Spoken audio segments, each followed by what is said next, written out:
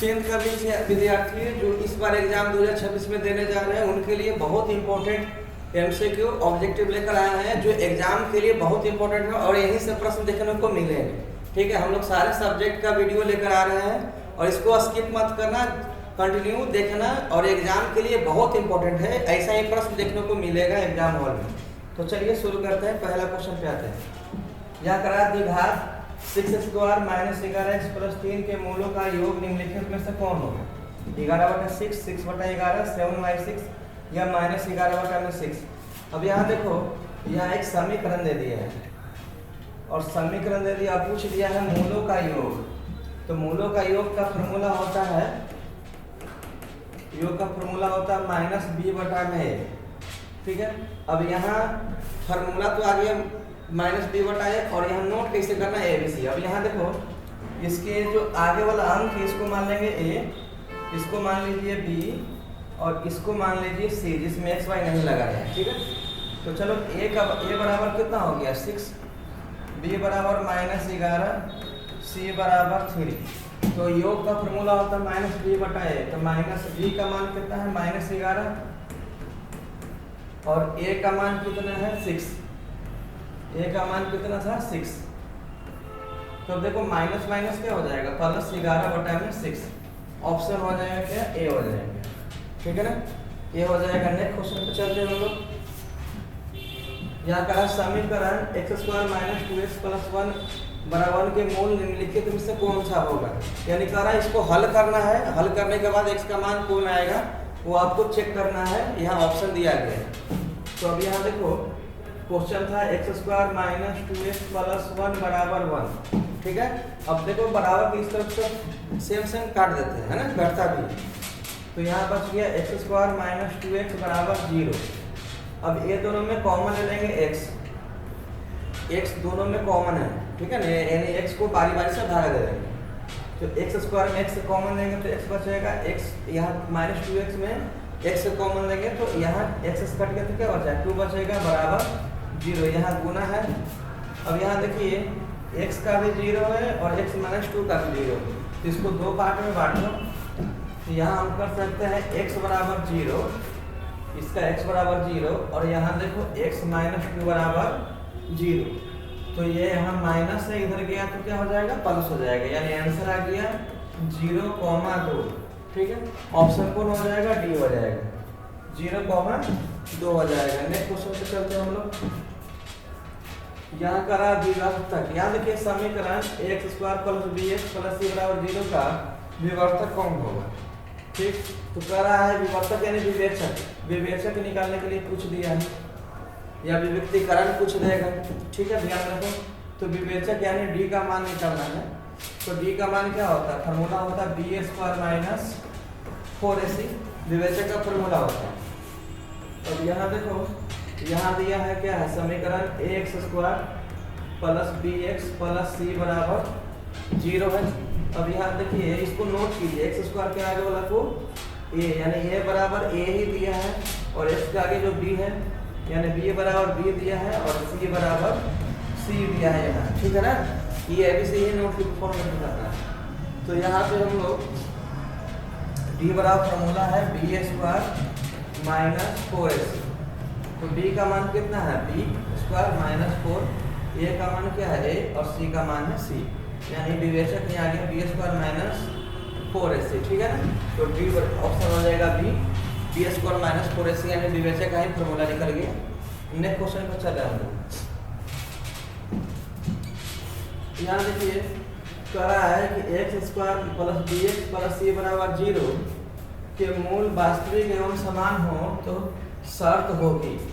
यानी कह रहा है शर्त होगी। तो मान यहाँ देखिए b/2 है, c - c/में -b/2 है, -2b/में। तो इसको आंसर हो जाएगा -b/2। ऐसा क्वेश्चन है तो देख लेना, ध्यान रखना, इसको याद करना। यदि किसी संख्या में 4 जोड़ने पर उसका वर्ग प्राप्त हो तो संख्या होगी। ठीक है, तो यहाँ देखिए क्वेश्चन मिस्टेक से आ गया है, क्वेश्चन नहीं रहा, गलत क्वेश्चन है। नेक्स्ट क्वेश्चन में चलता है f। यहाँ देखिए f 7 4 ... का 30वां पद होगा। ठीक है ना। यहाँ क्वेश्चन कर दिया 7 4 डॉट का 30वां पद होगा, तो यानी 30वां पद यानी टी निकालने के लिए करा। तो यहाँ देखो इसको ए बोलते हैं, ए बराबर 7 और डी बराबर, यहाँ देखिए डी का मान पहले निकालना पड़ेगा, दूसरा माइनस पहला 4 माइनस 7, ठीक है ना। डी का मान 4 माइनस कितना आ गया -3। अब यहाँ देखो निकालने के लिए यहाँ 30वां पद है, इसको n बोलते हैं, n का मान हो गया 30। इसका फार्मूला निकालने के लिए आ गया Tn बराबर a plus n - 1 into D formula हो गया।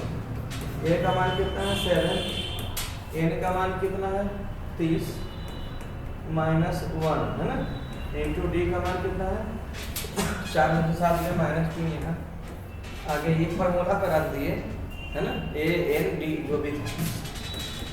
चलो 7 प्लस, अब यहाँ देखो 30 में से एक जगह कितना हो गया 29, गुना बचा -3, ठीक है ना। तो यहाँ 7, अब यहाँ देखो यहाँ ये प्लस और माइनस क्या हो जाएगा माइनस 29 गुना 30, 29 गुना 3 करना है, तो 9 के 27 के 7 बाकी में 2, और यहाँ देखिए 3 दूनी 6 होगा, 6 2 8 87। तो यानी 7 में से 87 घटाना है ना, तो 7 में से 87 घटाओगे तो क्या आ जाएगा 80 आ जाएगा। 9 के 27 के 7 बाकी में 2, 3 दूनी 6 और 2 8। तो अभी यहाँ पे नोट कर लेना, ए का मान 7, डी का मान 4 माइनस 7 यानी -3, एन का मान 30, ठीक है। तो अब यहाँ टी बराबर ए प्लस n - 1 इंटू डी, ए का मान कितना है 7 प्लस एन का मान है 30 -1 और डी का मान है आपका -3। यहाँ देखिए 7 इसमें से देखिए 29 -3 7 -29 गुना 3 87, 7 में से 80 आंसर आ रहा है, यानी कहीं ना कहीं क्वेश्चन मिसप्रिंट है, ठीक है। अगला क्वेश्चन पे चलते हैं। बिंदु 4,3 किस चतुर्थांश में, करा के बिंदु 4,3 है किस चतुर्थांश में है। अब देखिए चतुर्थांश निकालने के लिए पहले यहाँ देखिए एक डायग्राम बनाना पड़ेगा, ठीक है ना, एक डायग्राम बनाना पड़ेगा। तो यहाँ इसको बोलते हैं x अक्ष, इसको बोलते हैं y अक्ष, है ना। तो ये प्रथम जो चतुर्थांश बोलते हैं, द्वितीय तृतीय और चतुर्थ। तो ये पहला घर हो जाएगा प्लस और प्लस, दूसरा हो जाएगा माइनस और प्लस, और यहाँ तीसरा हो जाएगा माइनस माइनस, और ये हो जाएगा प्लस और माइनस, ठीक है, प्लस और माइनस। अब हम लोग को देखना है कि 4,3 किस घर में, यानी इसके आगे देखिए प्लस है और इसके आगे भी प्लस है। अब हम लोग को चेक करना है कि प्लस प्लस जो है प्लस प्लस किस घर में आता है। तो यहाँ देखिए पहला, इसको बोलते हैं फर्स्ट, इसको बोलते हैं सेकेंड, यहाँ थर्ड, और इसको बोलते हैं फोर्थ, ठीक है ना। तो पहला घर में ही आ रहा है प्लस और प्लस, यानी आपका मिल गया 4,3, ठीक। नेक्स्ट क्वेश्चन पे आ रहे हैं हम लोग। यहाँ करा एपी इतना इतना का सार बनता है। देखो सार बनतर निकालने के लिए, सार बनतर हो निकालने के इसको डी बोलते हैं। निकालने के लिए दूसरा पद माइनस पहला पद करना चाहिए, है दूसरा में से पहला को घटाया जाता है, यानी 10 में से 4 को घटा दो तो क्या आ जाएगा 6 आ जाएगा। तो ऑप्शन हो गया बी। अगर हम इसमें से घटाते तो भी, अगर 16 में से 10 घटाइए तो भी 6 आएगा, इसमें भी घटाएंगे तो भी 6 आएगा। तो आंसर हो गया बी। नेक्स्ट क्वेश्चन पे चलते हैं हम लोग। पाई एक संख्या है, परमेय अपरमेय पूर्णांक या इनमें से कोई नहीं। एग्जाम के लिए बहुत इंपॉर्टेंट है। देखो यहाँ पाई जो है एक संख्या जो है अपरमेय होता है। पाई का मान ध्यान रखना 22/7 या 3.14 है ना, ये रहता है, ये भी ध्यान में नोट कर लीजिएगा। पाई जो है एक अपरमेय संख्या, ऑप्शन हो जाएगा बी। नेक्स्ट क्वेश्चन हम लोग चलते हैं। एक अक्ष पर किसी बिंदु का निर्देशांक होगा, यानी x अक्ष पे हमेशा बिंदु का निर्देशांक x और 0 होता है। तो यहाँ ऑप्शन मिल गया अभी x और 0। अगर y अक्ष पूछ दे, यहाँ पे y अक्ष पूछ दे तो y अक्ष पे होगा 0, y, ठीक है ना, ध्यान में रखना। x अक्ष पे x, 0 और y अक्ष पे 0, y। नेक्स्ट क्वेश्चन पे हम लोग चलते हैं। निम्नलिखित में कौन बहुपद नहीं? यहाँ कहा कौन बहुपद नहीं। 2/3x + 1, यहाँ 2 - x², ये भी बहुपद है, ये भी बहुपद है, ये भी बहुपद है। यहाँ देखिए 1/x - 1 दिया है, तो इसको हल करेंगे तो ये भी आ जाएगा, ऑप्शन हो जाएगा कि बहुपद नहीं। नेक्स्ट क्वेश्चन पे चलते हैं हम लोग। परमेय संख्या इतना का दशमलव प्रसार होगा, करा है कि 2 का क्यूब बटा में 2 का 3 गुना 5 का स्क्वायर है ना। तब देखिए यहाँ का परमेय संख्या इतना का दशमलव प्रसार होगा, अशांत, शांत, आवर्ती, इनमें से कोई नहीं।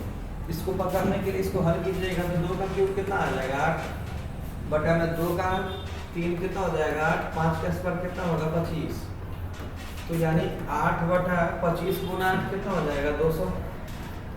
ठीक है, अब देखो ऐसा आना चाहिए यहाँ कि नीचे जो बटा में है ना 100, 200, 500, 1000 ऐसा रहे, तो आपका जो आंसर हो जाएगा शांत हो जाएगा।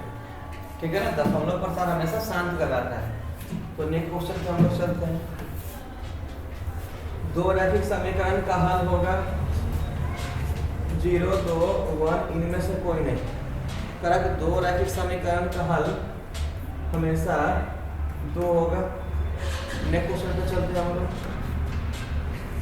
युग्मक रैखिक समीकरण के समूह जो है a2x d2y बराबर c2, a2x d2y बराबर c2 का एक अद्वितीय हल होगा।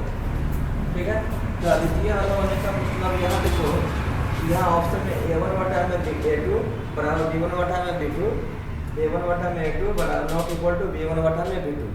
a1 a2 यानी जो दिया है अद्वितीय हल का जो होता है सर नॉट इक्वल टू होता है। अगर यहाँ देखिए a1/a2 not equal to b1/b2, तो आंसर हो जाएगा b हो जाएगा, ध्यान में रखना। नेक्स्ट क्वेश्चन पे चलते हैं हम लोग।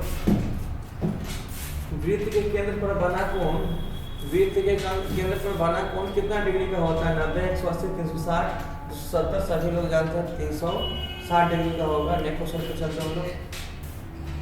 त्रिभुज एबीसी में यदि AB बराबर AC हो तो एंगल B और C होंगे। तो है यहाँ त्रिभुज अगर ले लिया जाए AB और C, त्रिभुज एबीसी ले लिए जिसमें AB और AC है ना करा बराबर हो, AB और AC दोनों बराबर हो तो एंगल B और एंगल C हमेशा समान होंगे। ठीक है ना, दोनों एंगल समान इक्वल हो, ऑप्शन हो जाएगा ये। नेक्स्ट क्वेश्चन पूछा है दो समरूप त्रिभुज के क्षेत्रफल का अनुपात दे दिया है 4:9। करा है दो समरूप त्रिभुज के क्षेत्रफलों का अनुपात दे दिया है 4:9, तो उसकी भुजाएं होगी। ठीक है, उसकी भुजाओं का अनुपात होगा। जब दो समरूप त्रिभुज के क्षेत्रफलों का अनुपात दे दिया 4:9, तो उनकी भुजाओं का अनुपात होगा 16, 27। और ध्यान में रखना यहाँ क्वेश्चन में जो है यहाँ उल्टा पूछ लिया है ना, क्षेत्रफल दे दिया है भुजा पूछ रहा है, तो इसका अब देखो जब भी इसको करना तो यहाँ कितना पहुंच जाएगा 2 का स्क्वायर और 3 का स्क्वायर, ठीक है 2/3 हो जाएगा। ऑप्शन तो दिया नहीं है यहाँ है ना, 2/3 लेना चाहिए। अगर पूछता भुजाएं, अगर भुजाएं देता 2:3 है तो अगर इसका क्षेत्रफल पूछे तो इसका 4:9 हो जाएगा। ठीक है, नेक्स्ट क्वेश्चन पर चलते हैं। किसी बाहरी बिंदु से वृत्त पर खींची गई स्पर्श रेखाएं होती हैं समान, असमान, बहुत अधिक। अब देखो किसी बाहरी बिंदु से है ना, अगर हम लोग वृत्त ले लेते हैं, एक वृत्त है और कोई बाहरी बिंदु से वृत्त पर स्पर्श रेखा जो खींच रहा है, तो यहाँ ये दोनों का जो लंबाई होगा है ना, ये दोनों का लंबाई होगा, दोनों बराबर होगा, समान होगा। तो ऑप्शन हो जाएगा क्या, ए हो जाएगा। नेक्स्ट क्वेश्चन पर चलते हैं हम लोग। यदि दो रेखाएं समानांतर हो तो उनके बीच की दूरी होगी समान, शून्य, असमान बदलते हुए। क्या दो रेखाएं समानांतर हो तो उनके बीच की दूरी पूछ रहा है, तो समान, शून्य, असमान, तो आंसर होगा समान। ठीक है, नेक्स्ट क्वेश्चन पे चलते हैं हम लोग। यदि समांतर चतुर्भुज सभी भुजाएं बराबर हो तो वह क्या कहलाता है? करा कि यदि समांतर चतुर्भुज का सभी भुजा बराबर हो तो क्या कहला, आयत, वर्ग, समचतुर्भुज या समानांतर चतुर्भुज? तो आंसर हो जाएगा सी, समचतुर्भुज कहलाएगा। नेक्स्ट क्वेश्चन पे चलते हैं हम लोग। किसी वृत्त में बाहरी बिंदु से कितनी स्पर्श रेखाएं खींची जा सकती है? तो यहाँ का अंक 0, 3, 2। अब देखो एक वृत्त हम लोग अगर लेते हैं, ठीक है, और किसी वृत्त पर बाहरी बिंदु से कितनी, यानी बाहर से जो है, सॉरी, अब देखो यहाँ किसी बाहरी बिंदु से जो स्पर्श रेखा खींचा जाएगा यहाँ से, तो जो स्पर्श रेखा खींचा जाएगा तो कितना खींचा जाएगा? तो हमेशा स्पर्श खींचा 2 ही खींचा जाएगा। ऑप्शन हो जाएगा डी, ठीक है ना। एक इधर से स्पर्श रेखा खींचा जाएगा। नेक्स्ट क्वेश्चन पूछा गया, 2 समानांतर त्रिभुजों में उनकी संगत भुजाओं का अनुपात हमेशा समान रहता, तो इसे क्या करते हैं? ऑर्थोगोनल समरूपता, स्केल पाइथागोरस। तो आंसर होगा समरूपता का रहेगा। नेक्स्ट क्वेश्चन पे चल रहे हम लोग। 2 परमेय संख्याओं के बीच अधिकतम कितनी परमेय संख्याएं हो सकती है? कहा तो 2 परमेय संख्याओं के बीच अधिकतम कितनी परमेय संख्या हो सकती है? 1, 2, 3 और या अनंत। तो हमेशा ये दोनों परमेय संख्याओं के बीच अधिकतम जो है अनंत संख्या हो सकता है। ऑप्शन हो जाएगा डी। 2 समरूप त्रिभुज ABCD का क्षेत्रफल क्रमशः इतना और इतना सेंटीमीटर है, तो संगत भुजाएं AB और DE का अनुपात क्या हो? अब यहाँ देखो एक त्रिभुज करा ABC, तो हम लोग एक त्रिभुज ABC बना दिए,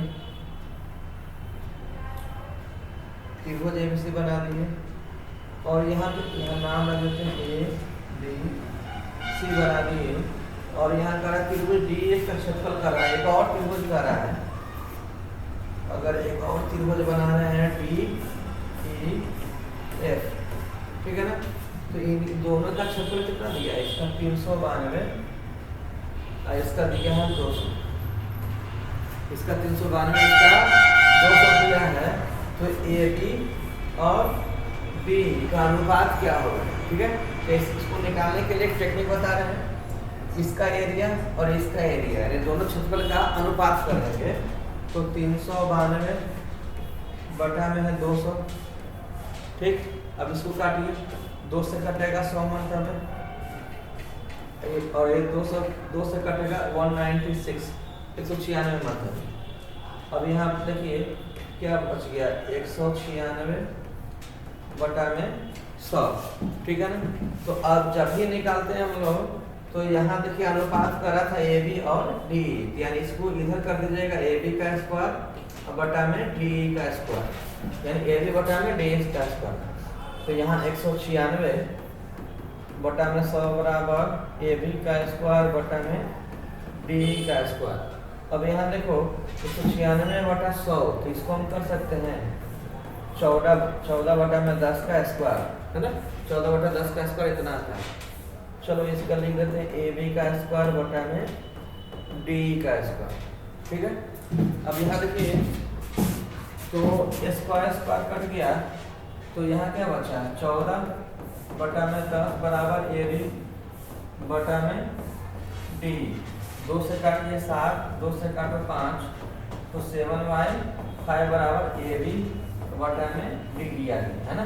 7 बटा में 5, यानी 7 अनुपात 5। यहाँ है ऑप्शन डी आ गया, ये आपका 7 बटा में 5, ऑप्शन डी हो जाएगा। नेक्स्ट क्वेश्चन पे चलते हैं हम लोग।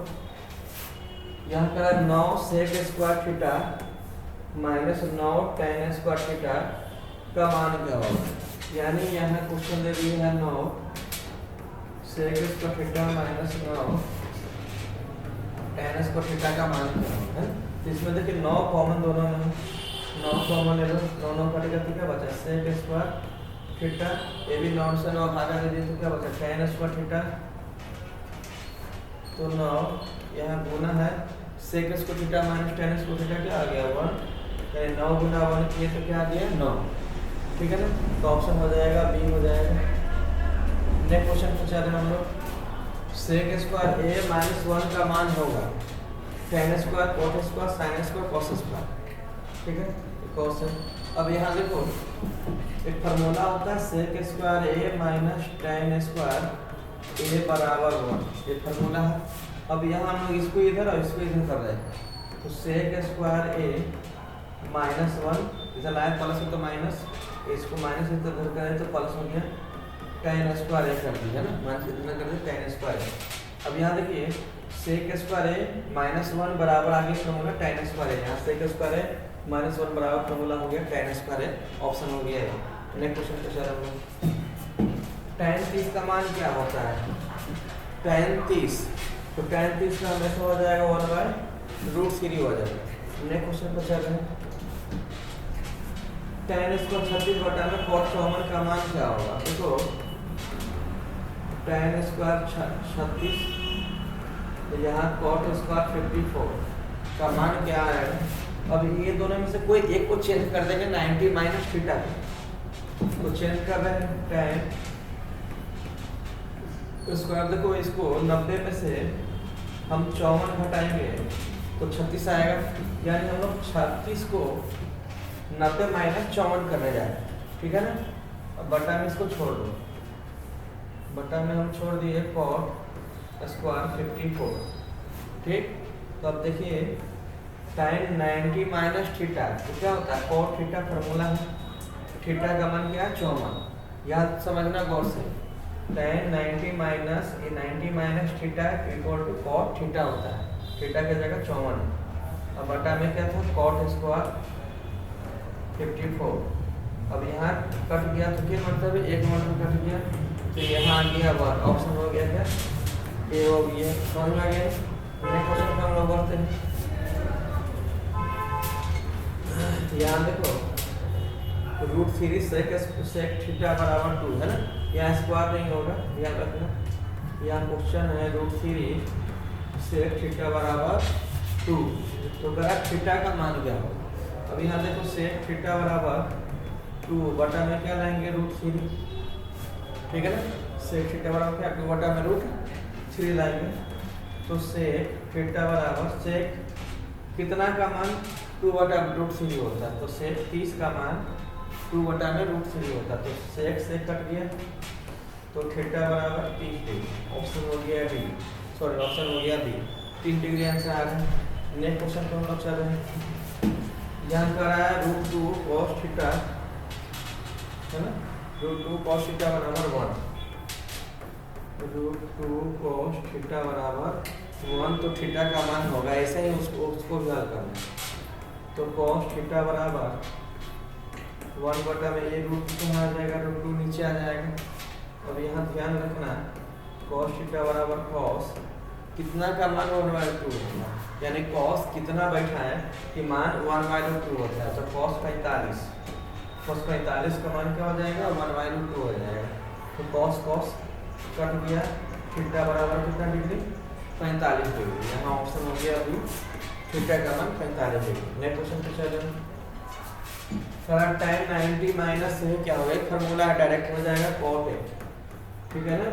देखो tan 90 माइनस थीटा बराबर cot थीटा होता है, ऑप्शन हो जाएगा क्या? सी हो जाएगा। नहीं तो यहाँ समझ में आ जाता है, यहाँ फॉर्मूला अगर देख लीजिए, यहाँ साइन अगर 90 माइनस ए करेंगे तो cos ए आएगा, ठीक है। अगर यहाँ पे हम लोग cos 90 माइनस ए करेंगे तो साइन ए आएगा, यानी एक दूसरे का अपोजिट चलेगा, साइन cos, ठीक है ना। अगर हम इसी को करते हैं, अगर हम लोग tan ले लेते हैं, मान लिया tan 90 माइनस ए तो हो जाएगा cot ए, tan 90 माइनस ए हो जाएगा cot ए, और अगर हम cot ले लें cot 90 माइनस ए तो हो जाएगा tan, ठीक है ना। ये भी एक दूसरे का अपोजिट चलेगा, नहीं उल्टा चलेगा। या फिर याद करने का टेक्निक हम बता दिए।